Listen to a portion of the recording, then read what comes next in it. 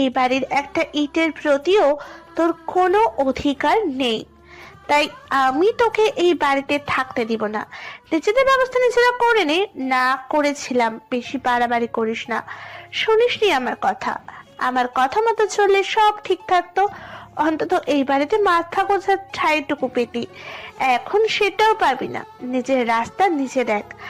আজ রাতের মধ্যে বেরিয়ে যা আমার বাড়ি থেকে। তোদের মুখটাও আমি দেখতে চাই না। বিয়ের পর থেকে অনিচ্ছা সত্ত্বেও তোকে সহ্য করে গেছি। ওই বুড়োর জন্য কিছু বলতে পারছিলাম না, চুপ থাকতে হতো আমায়। তারপর বুড়োটা মরেছে, আবার জ্বালা জড়িয়েছে। তোকে আমার চোখের সামনে থেকে দূরে পাঠানোর জন্য বিদেশে পাঠিয়েছিলাম। চেয়েছিলাম তুই সারা জীবন ওইখানে থেকে যা, কিন্তু তুই তো আমার সব পরিকল্পনা শেষ করে দিলি। আমার সবচেয়ে বড় ভুল ছিল তোকে বিয়ে করানোটা। তাও করিয়েছি নিজের ভালোর জন্য। এই মেয়েটাকে পছন্দ করেছিলাম, কিন্তু না, এই মেয়েটাই আমার সব শেষ করে দিল। আজকের ভেতরে চলে যাবি। তোর বাবার সম্পত্তিতে ভাগ পেলেও তোর নিজের টাকা দিয়ে কেনা কোনো কিছুতে তুই এক বিন্দু পরিমাণও ভাগ পাবি না। চলে যা। মগের মুল্লুক নাকি শাশুড়ি আম্মা? আপনি বললেই আমরা চলে যাব? এত সোজা? যার বাড়ি যার ঘর তাকেই বাড়ি থেকে তাড়িয়ে দিতে চাইছেন? আপনার কথা আমরা এত সহজে মেনে নিব? একদম না। আমরা কেন যাব? গেলেন নিজেরা চলে যান। কেমন নির্লজ্জদের মতো কথা।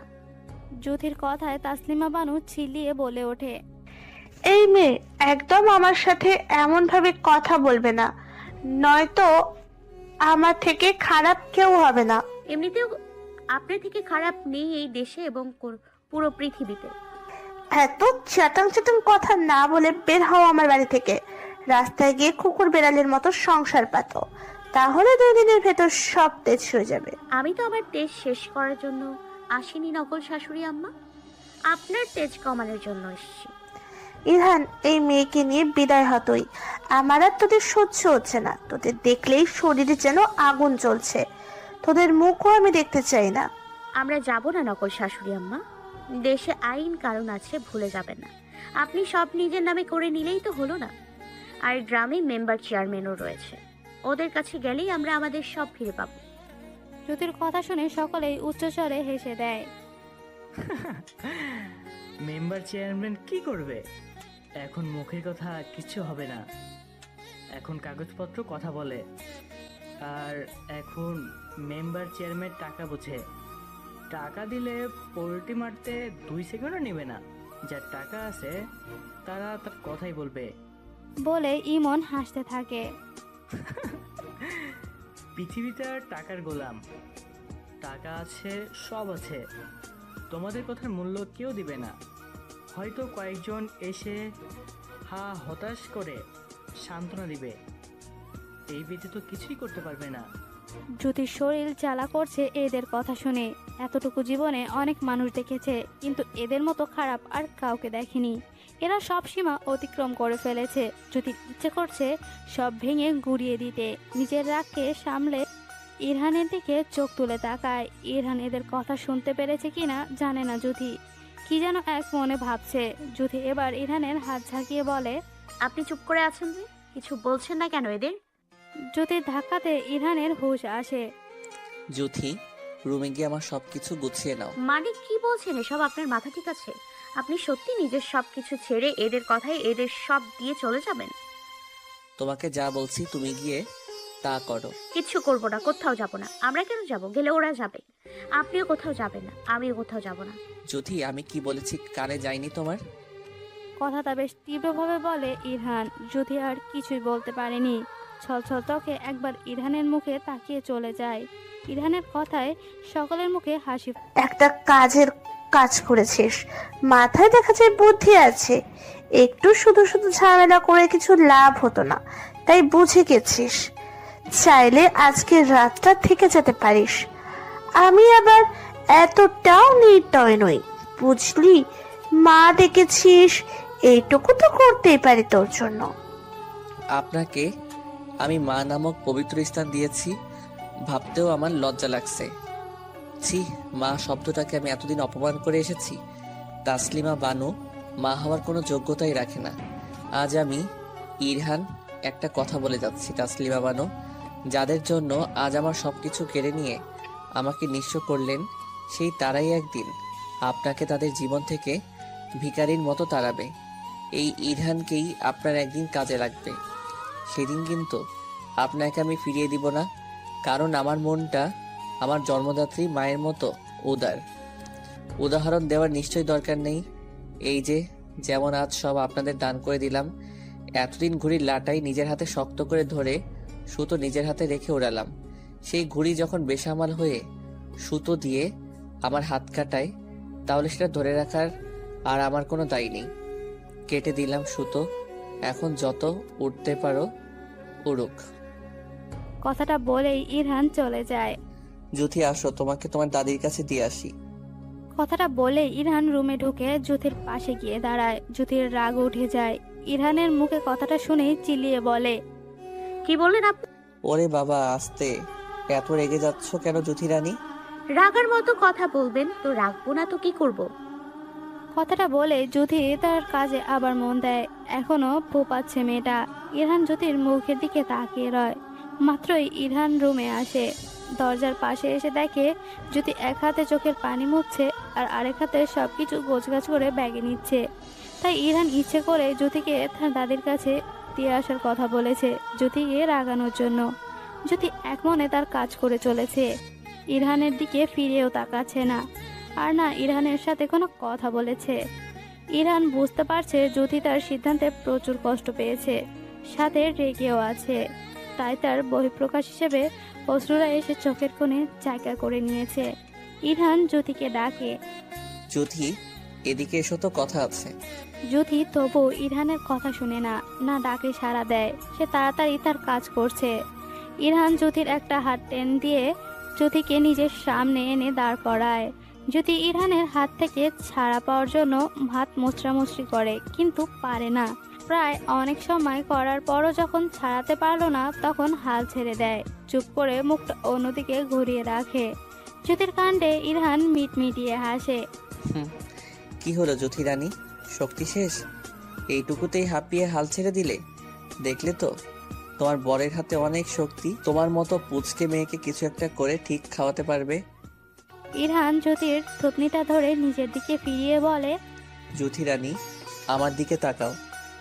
কথাটা বেশ সিরিয়াস ভাবে বলে।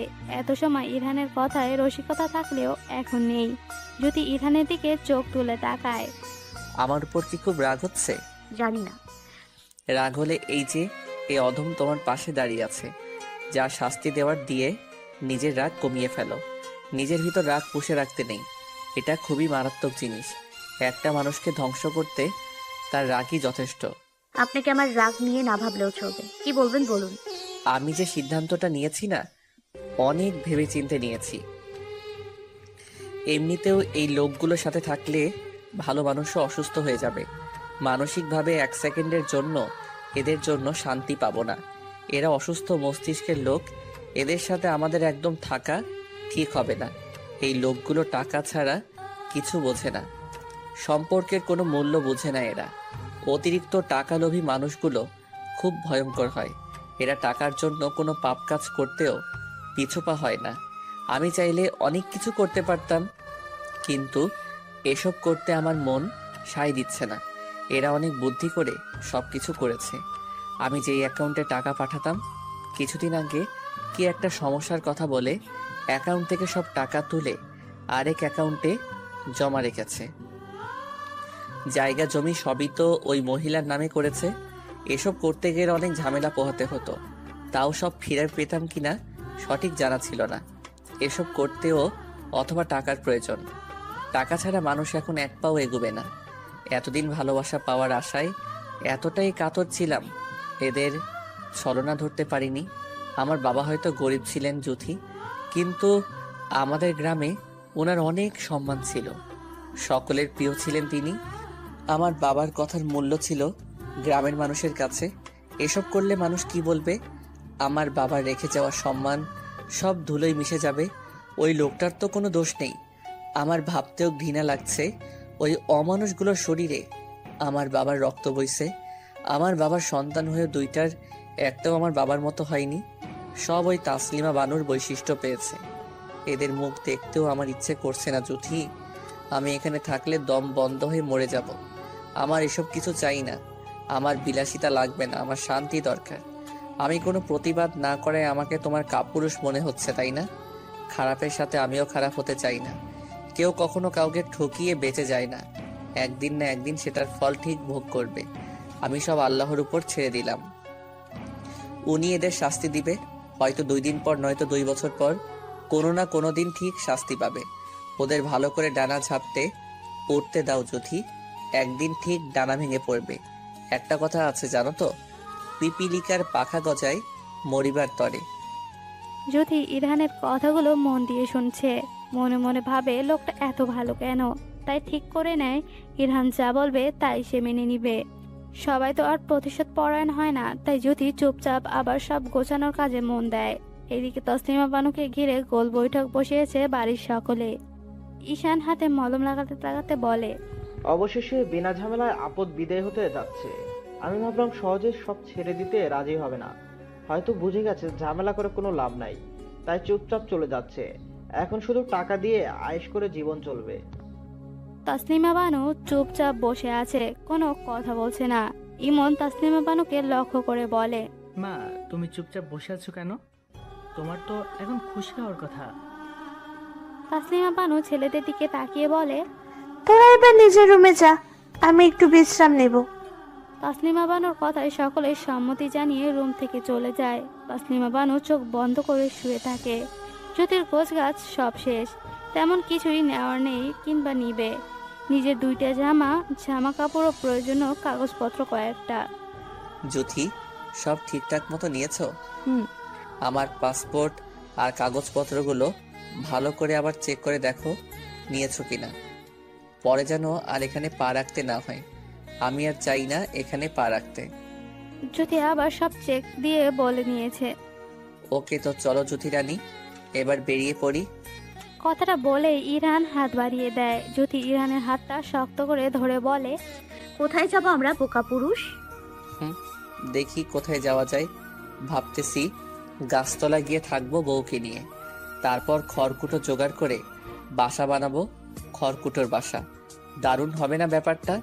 আমার আর জ্যোতিরানীর খড়কুটোর বাসা। জ্যোতি ইরহানের দিকে অপলক তাকিয়ে রয়।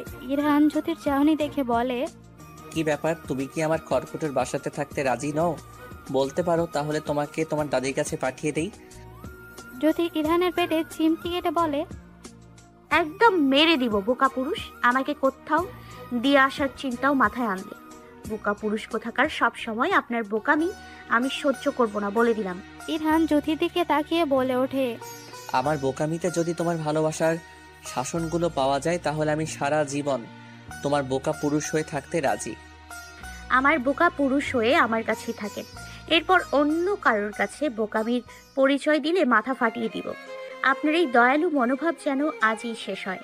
এরপর নিজের ব্যতীত অন্য কারোর কথা আগে ভাববেন না। ইরহান মাথা নাড়িয়ে সম্মতি দেয়। তারপর ইরহান এক হাতে ব্যাগ আর একটা হাতে জ্যোতির হাত আবদ্ধ করে বেরিয়ে আসে সে বাড়ি থেকে। বর্তমানে ইরহান ও জ্যোতি একটা ঘরের সামনে দাঁড়িয়ে আছে। জ্যোতি ঘরটার দিকে ভালো করে তাকিয়ে বলে, বোকা। এটা তোমার আর আমার নতুন ঠিকানা। ইরহান জ্যোতির পাশে নিজের ব্যাগটা রেখে দেয়। তারপর জ্যোতির হাতটা আলগোছ ছেড়ে দিয়ে ঘরের দরজা পাশে গিয়ে দাঁড়ায়।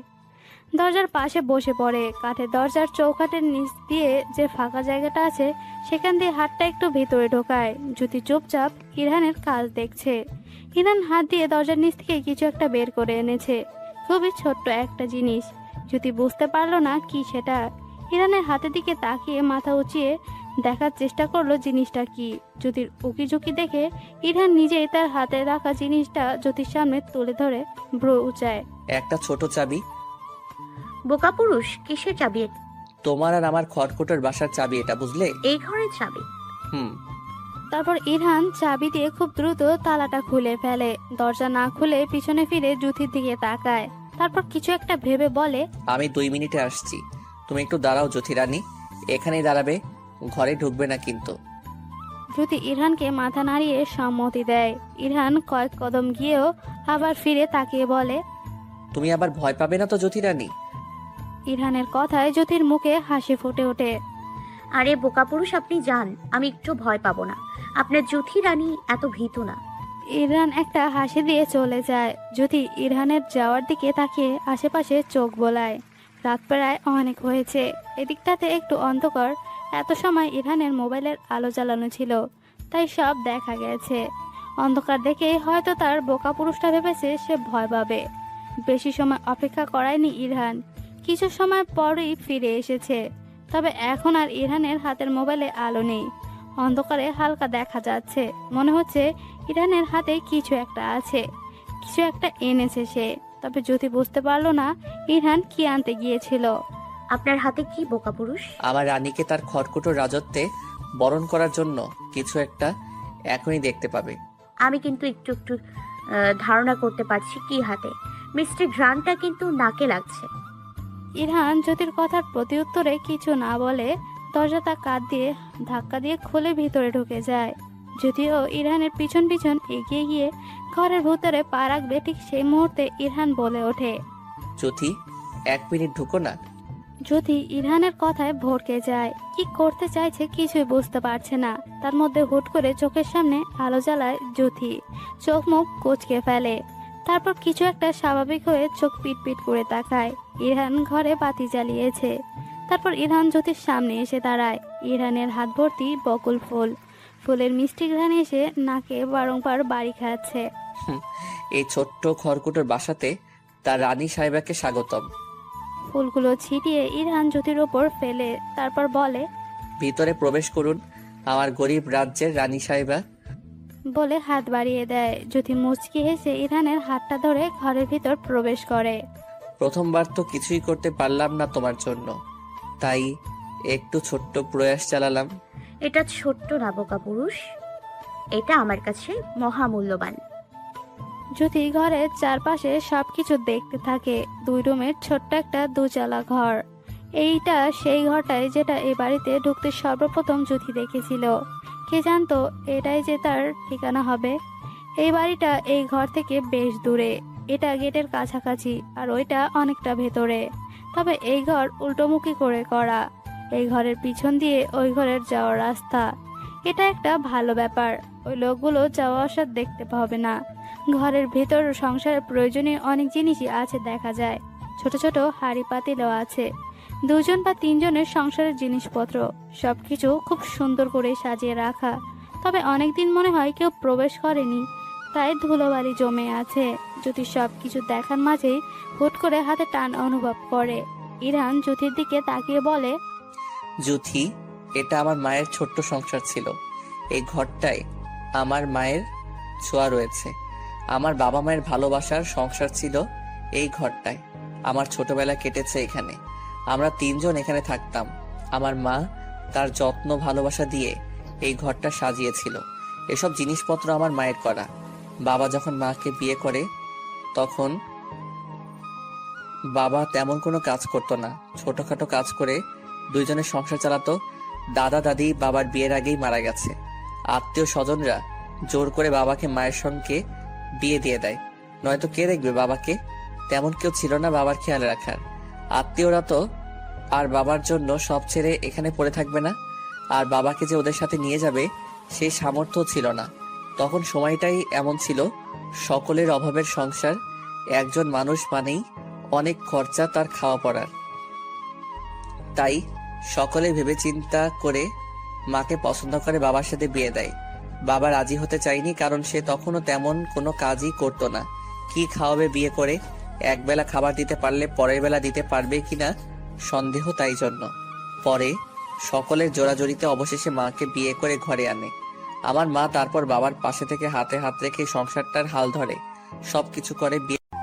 হ্যালো বন্ধুরা, পরবর্তী পার্ট খুব তাড়াতাড়ি আসবে, তো সবাই অপেক্ষায় থাকো। আর চ্যানেলটি যারা এখনো সাবস্ক্রাইব করনি তারা পরবর্তী পার্ট দেখার জন্য চ্যানেলটি সাবস্ক্রাইব করে রেখো। ধন্যবাদ সবাইকে, আমাদের সাথেই থেকো।